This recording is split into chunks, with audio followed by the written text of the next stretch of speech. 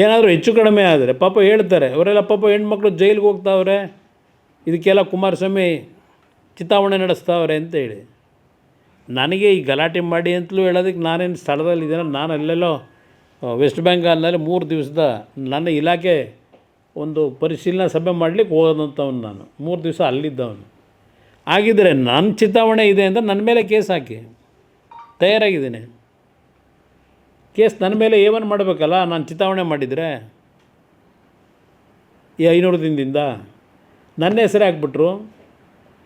ಹಾಕ್ಸ್ಬೇಕಾಗಿತ್ತು ನನ್ನದೇ ಹೆಸರನ್ನ. ಪಾಪ ಅಮಾಯಕರನ್ನ ಹಾಕೊಂಡವ್ರಲ್ಲ ಹೆಸರನ್ನ, ನನ್ನ ಹೆಸರನ್ನೇ ಹಾಕ್ಸೋರು. ಏನು ಅಪಾದನೆ ಮಾಡ್ತಾವ್ರಲ್ಲ ಕುಮಾರಸ್ವಾಮಿ ಚಿತಾವಣೆ ಅಂತ ಹೇಳಿ. ಏವನ್ ನನ್ನೇ ಹಾಕಬೇಕಾಗಿತ್ತಾಗಿದ್ದರೆ ಇತ್ತೆಲ್ಲ ನಾನು ನೋಡಿದೆ ಟಿ ವಿನಲ್ಲಿ ಅಪಾದನೆ ಮಾಡ್ತಾಯಿದ್ರು. ನನ್ನ ಹೆಸರನ್ನೇ ಹಾಕ್ಕೊಳ್ಳಿ, ಅಷ್ಟು ಧೈರ್ಯ ಇದ್ದರೆ ಯಾಕೆ ಹಾಕೊಂಡಿಲ್ಲ? ಬರೀ ಟಿ ವಿ ಮುಂದೆ ಪ್ರಚಾರಕ್ಕೆ ಕೇಳ್ಕೊತೀರಾ, ಮಾಧ್ಯಮದ ಮುಂದೆ. ಈಗ ನಿಮ್ಮ ಹತ್ರ ಅಷ್ಟೊಂದು ಸ್ಪೆಸಿಫಿಕ್ ಮಾಹಿತಿ ಇದ್ದರೆ ಕುಮಾರಸ್ವಾಮಿನೇ ಇದಕ್ಕೆಲ್ಲ ಚಿತಾವಣೆ ಮಾಡ್ತಾಯಿದ್ದಾನೆ ಅಂತೇಳಿ ಯಾತಕ್ಕೆ ನನ್ನ ಹೆಸರು ಬಿಟ್ಟಿದ್ದೀರಿ? ಯಾಕೆ ಹಾಕಿಲ್ಲ? ಈ ಸರ್ಕಾರಕ್ಕೆ ಒಂದು ಎಚ್ಚರಿಕೆ ಕೊಡ್ತೇನೆ. ಈ ರೀತಿಯ ನಿಮ್ಮ ಬಂಡತನ ಇದೆಯಲ್ಲ, ಇಡೀ ರಾಜ್ಯದಲ್ಲಿ ಜನ ನೋಡ್ತಾ ಇದ್ದಾರೆ ಸೂಕ್ಷ್ಮವಾಗಿ. ಇಷ್ಟೆಲ್ಲ ವಿರೋಧಗಳಿದ್ದರೂ ಅಂಥ ಒಂದು ಫಲವತ್ತಾದಂಥ ಕೃಷಿ ಭೂಮಿಗಳನ್ನು ಇವತ್ತು ಭೂಸ್ವಾಧೀನದ ಹೆಸರಿನಲ್ಲಿ ಟೌನ್ಶಿಪ್ ಮಾಡ್ತೀವಿ ಅಂತೇಳಿ. ಯಾವ ಟೌನ್ಶಿಪ್ ಮಾಡ್ತೀರಪ್ಪ ನೀವು? ಆ ನೈಸ್ ಯೋಜನೆ 30 ವರ್ಷ ಆಗೋಯ್ತು. ಇನ್ನೂ ಹಲವಾರು ಮುಖ್ಯಮಂತ್ರಿಗಳು ಅರ್ಜಿ ಕೊಟ್ಕೊಂಡೆ ಕೂತವ್ರೆ ಜನ. ಅಲ್ಲಿ 60-40 ಸೈಟ್ ಕೊಡ್ತೀವಿ ಅಂತಿದ್ರು ಅಂತ ಹೇಳಿ 4,000 ಕುಟುಂಬಕ್ಕೆ ಇವತ್ತಿನವರೆಗೆ ಸೈಟ್ ಕೊಟ್ಟಿಲ್ಲ. ಈಗ ಅದೇನೋ 50% ಕೊಡ್ತಾರಂತೆ ಸೈಟ್ನ. ನಾನು ಬೇರೆ ನೀರಾವರಿ ಯೋಜನೆಗಳಿಗೆ ಜಮೀನು ತಗೊಂಡು ದುಡ್ಡು ಕೊಡದೇ ಇರೋದು ಅದು ಬೇರೆ ಒಂದು ಭಾಗ ಇರಲಿ. ಇಲ್ಲಿ ನೈಸ್ ಕಂಪ್ನಿ ಬೆಂಗಳೂರು ಸುತ್ತ ₹1 1 ಲಕ್ಷ 1.5 ಲಕ್ಷಕ್ಕೆ ಭೂಮಿ ಎಲ್ಲ ಲಪ್ಟಾಯಿಸಿದಿರಿ ಆ ಯೋಜನೆ ಹೆಸರಿನಲ್ಲಿ. ಎಷ್ಟು ಜನಕ್ಕೆ ಕೊಟ್ಟಿದ್ದಾರಪ್ಪ ಸೈಟಲ್ಲಿ? ಸೈಟ್ ಕೊಟ್ಟವನೇ, NOC ಕೊಟ್ಟವನೇ ಅವನು, ಆ ಕಂಪ್ನಿಯವನು. ಕೊಟ್ಟಿರೋದು ಯಾರಿಗಪ್ಪ ಅಂದರೆ ಗೌರಮ್ಮ, ಸುರೇಶ ಇಂಥವ್ರಿಗೆ ಕೊಟ್ಟವ್ರೆ NOCನ. ಅದು ಕಟ್ಟವ್ರೆ ದೊಡ್ಡ ದೊಡ್ಡ ಮಲ್ಟಿ ಸ್ಟೋರ್ಡ್ ಬಿಲ್ಡಿಂಗ್ ಅವ್ರಿಗೆ ಕೊಟ್ಟವ್ರೆ. ಆ ಜಮೀನು ಕಳ್ಕೊಂಡ್ರಲ್ಲ ನಿಜವಾದ ರೈತರು. 30 ವರ್ಷ ಆಯಿತು ಇನ್ನೂ ಭೂಮಿ ಕೊಡಲಿಲ್ಲ.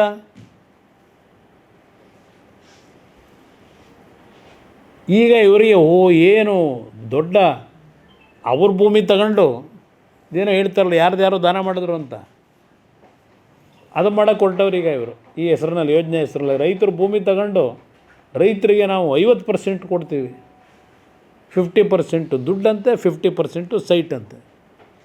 ಯಾತಿಗೆ ಬೇಕಿದು? ಏನು ಸಾಧನೆ ಮಾಡ್ತೀರಿ? ದುಡ್ಡು ಹೊಡೆಯೋಕ್ಕೆ ಬೇಕಾದಷ್ಟು ಮಾರ್ಗ ಅವೆ ಅಲ್ಲಿ. ದುಡ್ಡು ಹೊಡೆಯೋಕ್ಕೆ ರೈತರ ಭೂಮಿನೇ ಬೇಕಾ? ಅದರಿಂದ ಇವತ್ತು ಈ ರೀತಿ ರೈತರನ್ನ ಭಯ ಹುಟ್ಟಿಸಿ ಏನೋ ಅವ್ರ ಪಾಪ 500 ದಿನಗಳಿಂದ ಗಲಾಟೆ ಮಾಡಿದಾಗ ಸರ್ವೆ ಮಾಡೋಕ್ಕೆ ಬಂದಂಥ ವಿಷಯದಲ್ಲಿ ಪ್ರತಿಭಟನೆ ನಡೆಸ್ಕೊಂಡೇನಿದ್ದರು ಆತಂಕದಲ್ಲಿ ಆಗಿರ್ತದೆ ಘಟನೆ ಇದು. ಅದಕ್ಕೆ 11 ಜನದ್ದು ಹಾಕಿ ಅದರಲ್ಲೂ ಹೆಣ್ಣುಮಕ್ಳ ಹೆಸರುಗಳು. ಆ ಪಾಪ ಅವನಿಗೇನೋ ಮುಸ್ಲಿಮ್ ಡ್ರೈವರ್, ಇವನು ರಾಮನಗರದಲ್ಲವನೇ. ಅವನಿಗೆ ಹೆಣ್ಣುಮಕ್ಳೆಲ್ಲ ಹೆಸರು ಹೆಂಗೆ ಗೊತ್ತಾಗೋಯ್ತು ಅಂತ ನನಗೆ ಅರ್ಥ ಆಯ್ತಿಲ್ಲ. ಇವನಿಗೆ ಹೆಂಗೆ ಗೊತ್ತಾಯಿತು ಅಂತ. ಭಾಗ್ಯ, ಜಯಮ್ಮ, ಅಲ್ಲಿಗೆ ಇನ್ನೂ ಹಾಕ್ಕೊಂಡವ್ರು ಅದರ್ಸ್ ಹಾಕೊಂಡು ವರಲಕ್ಷ್ಮಿ ಈ ಹೆಸ್ರುಗಳನ್ನ ಹಾಕ್ಕೊಂಡವ್ರೆ. ಯಾರೋ ಇನ್ನೊಬ್ಬ ಯಶವಂತ್ ಅಂತಕ್ಕಂಥವ್ರು ಇಲ್ಲಿ ಮೊನ್ನೆ ಟ್ರೈನಲ್ಲಿ ಡೆಲ್ಲಿಗೆ ಬಂದು ಇವತ್ತು ಬೆಳಗ್ಗೆ ಇಳಿದವರಂತೆ. ಅವ್ರ ಹೆಸರನ್ನು ಸೇರಿಸವ್ರು ಇಲ್ಲಿ. ನಾನು ಫೋನ್ ಮಾಡಿದಾಗ ಹೇಳ್ತಾಯಿದ್ರು ಅವ್ರು ಮೊನ್ನೆನೇ ಆ್ಯಕ್ಚುಲಿ ಡೆಲ್ಲಿಗೆ ಬಂದರು ಟ್ರೈನಲ್ಲಿ. ಅವ್ರ ಹೆಸರನ್ನು ಇದರಲ್ಲಿ ಸೇರಿಸವ್ರೆ ಅಂತ ನೆನ್ನೆ ಗಲಾಟೆಗೆ. ಇದು ಮಾಡ್ಕೊಂಡಿರ್ತಕ್ಕಂಥ ಇದು ಯಾವ ರೀತಿ ಅಧಿಕಾರದ ದುರ್ಬಳಕೆ ಮಾಡಿ ಇವ್ರು ಇಷ್ಟ ಬಂದಾಗೆ ಯಾರನ್ನ ಬೇಕಾದ್ರೂ ಸೇರಿಸ್ಕೊಂಡು ಹೊರಡ್ತಾರೆ ಅನ್ನೋದಕ್ಕೆ ಇವ್ರು ಮಾಡ್ತಾ ಇರೋದು. ಇಲ್ಲಿ ಅದರ್ಸ್ ಅಂತ ಇಲ್ಲೂ ಹಾಕೋರೆ. Others A11 not known Bengaluru south. ಇಲ್ಲೂ ಅದರ್ಸ್ ಹಾಕೊಂಡು ಇನ್ನೂ ಯಾರನ್ನು ಬೇಕಾದ್ರೂ ಸೇರಿಸ್ತಾ ಹೋಗ್ಬೋದು ಇದಕ್ಕೆ. ಇದು ಇವರು ಮಾಡ್ತಾ ಇರ್ತಕ್ಕಂಥ ಪೊಲೀಸ್ ಇಲಾಖೆ ಕೆಲಸ ಈ ಸರ್ಕಾರದವ್ರು ಮಾಡಿಸ್ತಾ ಇರೋದು ಪೊಲೀಸ್ನವ್ರ ಕೈನಲ್ಲಿ. ಅದರಿಂದ ಈ ಇಶ್ಯೂನಲ್ಲಿ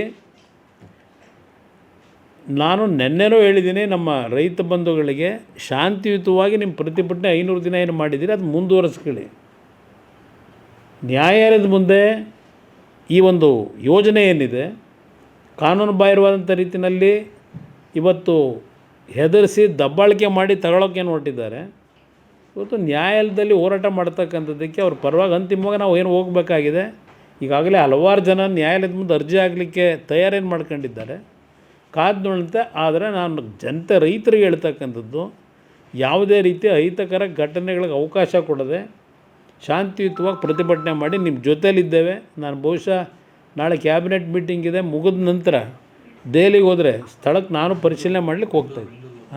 ಬೆಂಗಳೂರಿಗೆ ಹೋದ್ಮೇಲೆ ನಾಳೆ ಕ್ಯಾಬಿನೆಟ್ ಮೀಟಿಂಗ್ ಇದೆ.